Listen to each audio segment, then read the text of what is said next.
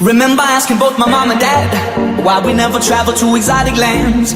We only ever really visit friends, nothing to tell when the summer ends.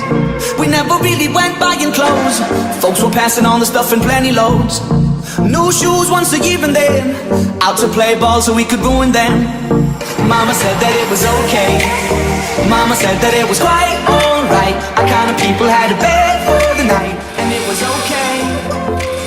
Mama told us we were good kids, and Daddy told us never listen to the ones pointing nasty fingers and making fun, cause we were good kids. Mama said that it was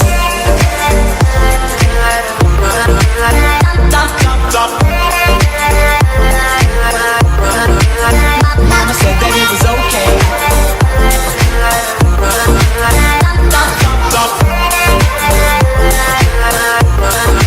Don't get me wrong, I didn't have it bad. I got enough loving from my mom and dad, but I don't think they really understood when I said that I wanted a deal in Hollywood.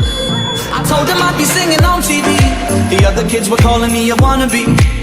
The older kids, they started bugging me, but now they're all standing right in front of me. Mama said that it was okay, Mama said that it was quite alright. Our kind of people had a bed for